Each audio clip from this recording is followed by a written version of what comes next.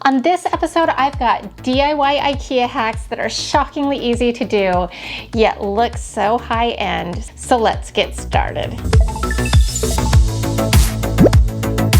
I'm on my way to IKEA to do a little shopping for my living room makeover that's coming up, but I decided to turn it into a little date with my husband. So say hi, honey.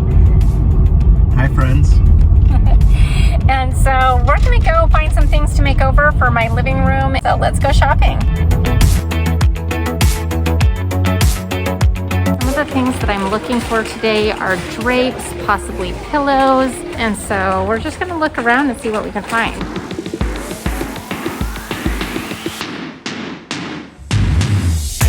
Okay, so they have these really beautiful like canvas linen-y looking pillows here. And I have a really good fun IKEA hack that I think we can do with these. So I'm gonna get some of these.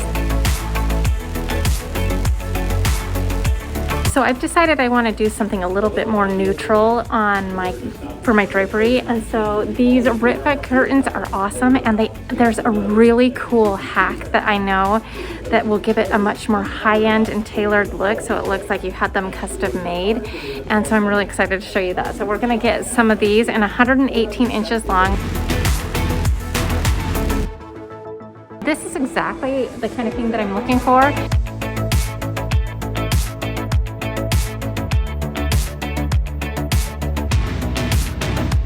I better get out of here before I buy the whole store.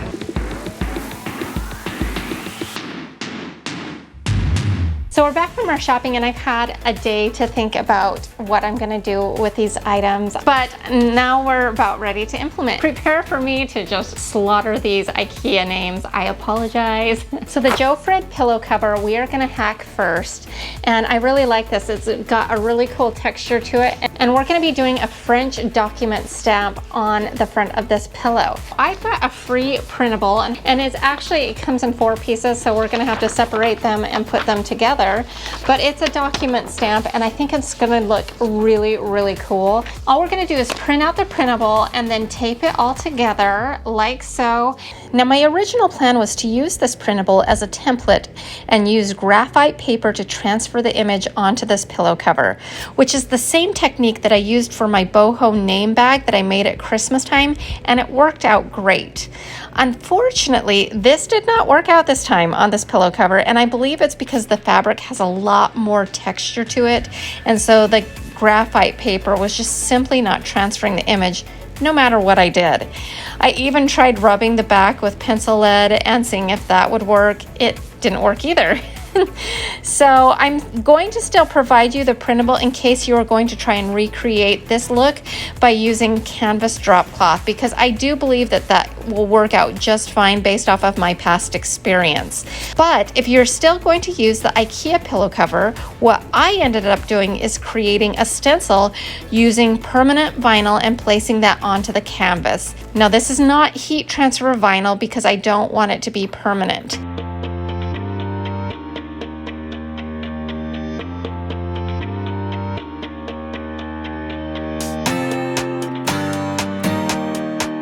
Next, I use gold marker, which actually ends up looking a little bronze on the canvas, which is perfect, and I filled in the stencil. Now, I put something in between the pillow to prevent any possible bleeding. It's pretty thick fabric, so it didn't really bleed through too much. Now, you could use black marker or even a gray marker, but for my color palette, that gold marker that looked a little bronzy was perfect. Now, if you don't have a vinyl cutting machine and you still wanted to use the IKEA pillow cover, you can get a stencil of your choosing from any craft store and just fill it in using the same technique.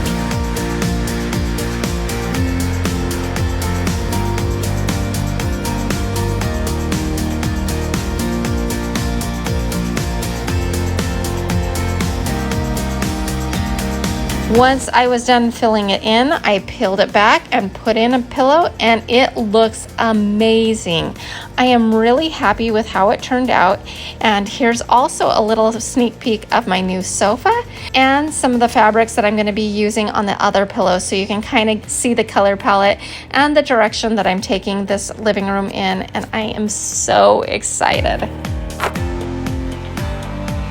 So for my next IKEA hack, I am so excited about it because I've been planning on doing this for months and months now. So I customized some other curtains, but I feel like with the direction that I'm taking my living room in, I'm kind of changing the style and the color palette to something that I like a little bit more. When I originally started designing our home, we were designing it with the idea that it would be a vacation rental. So I don't know if that's the direction we're gonna take anymore, and so I decided to just decorate it for me. So we are going to be hacking these RITVA curtains, and we are going to be doing a pinch pleat drape on them.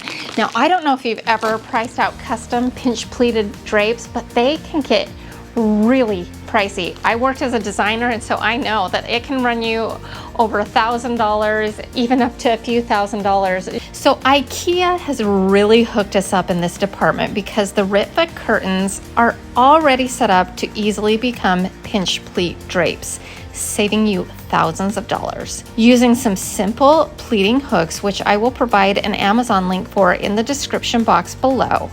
Now, I've seen some tutorials where they don't do the edge hooks, but I like my curtain to lay flat. So we're gonna put some hooks on the edges without pleating them, which is a little tricky to wiggle in on the edge, but I just use some toothpicks to kind of lift them open, and that makes it a little easier. And then you just slide them into all 4 slots as you see me doing here.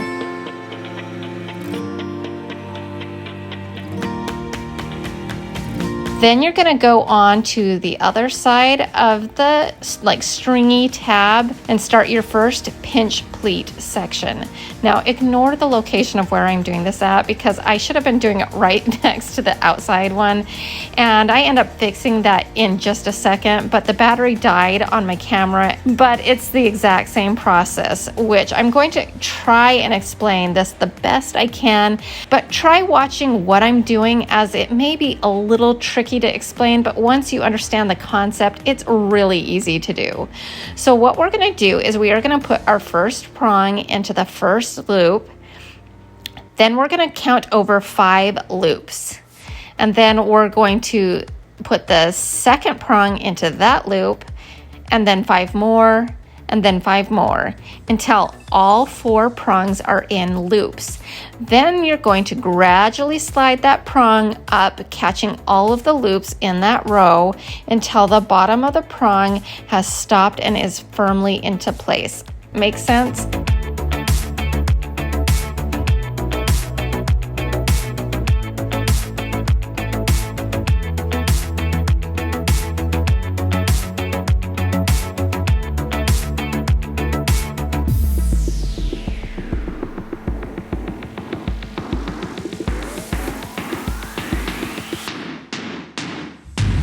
Then you're going to keep repeating this process all the way down the panel, and you can see the awesome, beautiful pinch pleating.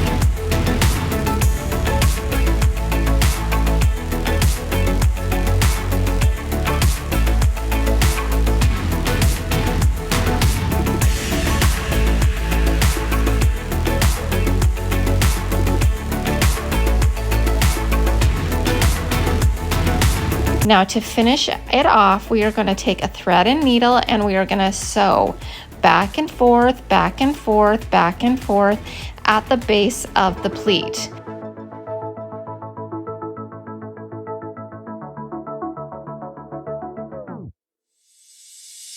Now you could just leave it like this and be finished, but I wanted to take it up a notch further, and I'm going to be using some pearl and rhinestone buttons, and I'm going to stitch those into place while we're at it.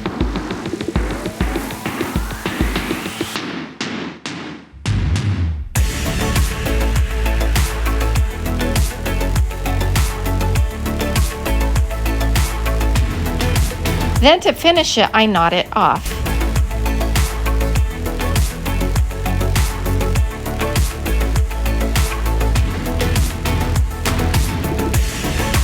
Now, if this is a little too fancy for your own personal decor, I thought it would also look great to go with fabric-covered buttons that you make from an additional panel, or maybe even from cutting off the hemline when you hem the curtains. Or you could do any kind of button that's a little bit more suited to your decor.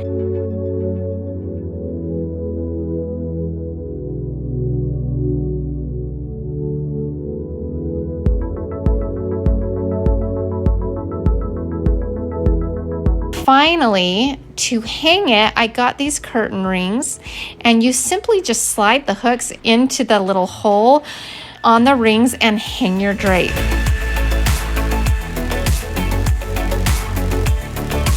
It's amazing how these drapes really brighten up my room, and I love the little sparkly embellishments at the base of our pinch pleats. And the best part of it all is the money we saved making these custom looking drapes using IKEA curtains. I love how these turned out, but I'm just wondering how you would embellish yours. So I just have to tell you about this kind of funny side story. Even though it's a couple weeks after Christmas, my son just came to me and he said, "Mommy, I forgot to give you a Christmas present." And so he gave it to me, and this is what he gave me.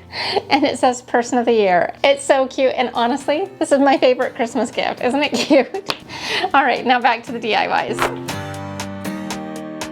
All right, our next IKEA hack is we are gonna be hacking the HEKTAR standing floor lamp. Funny story, I had actually purchased a lamp that was very similar at Home Goods, and when I saw this lamp at IKEA, it was actually a little bit more stylistically what I was looking for, and it was $30 cheaper than the one I had purchased. So I returned that one, and on that trip I ran into two viewers. It was so fun, Susan and Carmen. It was so fun to meet you, and that was awesome. I just want to show you how easy it is to kind of just elevate these IKEA pieces by simple, easy things. This is how easy this is going to be. We're going to take it outside, leaving it mostly packaged and removing just the shade. I take some painter's tape and I taped off what I didn't want spray painted, and then I simply spray painted a couple of really light coats of metallic gold spray paint and let it fully dry. Then assembly is also really easy. All you have to do is just kind of screw everything together real nice and tight, and then put the shade on, and that's it. Now, I really like this color. It's just gorgeous, but there's a really good chance that I will end up spray painting the bronzy color black, since my wall sconces that are just above it are very similar in look and style, and they are a matte black. So I will probably let the gold really cure over the next several days, and then I'll probably take it back outside and paint the rest black. But if those sconces weren't there, I probably would just let it be, honestly. And how easy was that, folks? Seriously. And doesn't it just elevate it just enough? I was looking at some similar lamps on Pottery Barn, and they were literally over $300, and mine was $45. What do you think? Now, wasn't that last IKEA hack so shockingly easy? Well, I've got another shockingly easy one for you. I grabbed this black globe. I think it's called the LINDRANDE globe. It looks like kind of like a chalkboard. And I thought it would be fun to put this image on here. It says, "Be the good you want to see in the world." Get it? Anyways, so I just thought we could transfer this image onto this, and we can use that same exact technique that we used to do the pillow cover. It's gonna be a little trickier because it's curved surface. Now I'm gonna cheat, and I made myself a stencil on my Cricut machine just because I have it. Why not use it? It makes life so much easier. And we're gonna just put this on our globe. And it's gonna be tricky. It's not gonna wanna go on there very good because it's such a curved surface, but I think if we do it very carefully, we can get it on there just fine.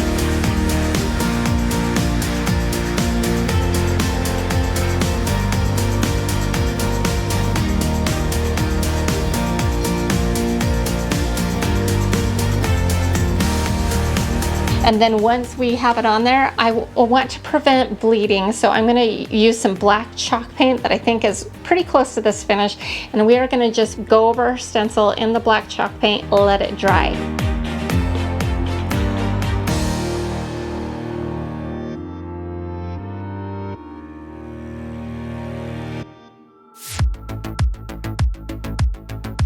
And then once it's dry, we are gonna use some white chalk paint and just fill in our stencil. So whatever way you decide to do this, whether you use the stencil or the image transfer, I think it will work great and it will turn out so cute.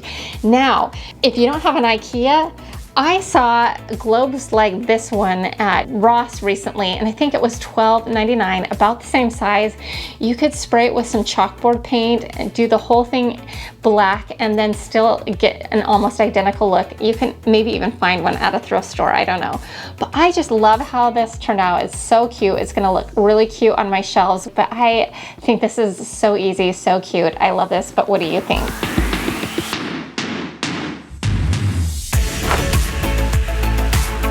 So last but certainly not least, and this is gonna be definitely the easiest hack of them all, but I saw this vase and I just loved it. It actually looks really similar to things that I've seen at Pottery Barn, and it's got a really cool texture, but it had this blue rim.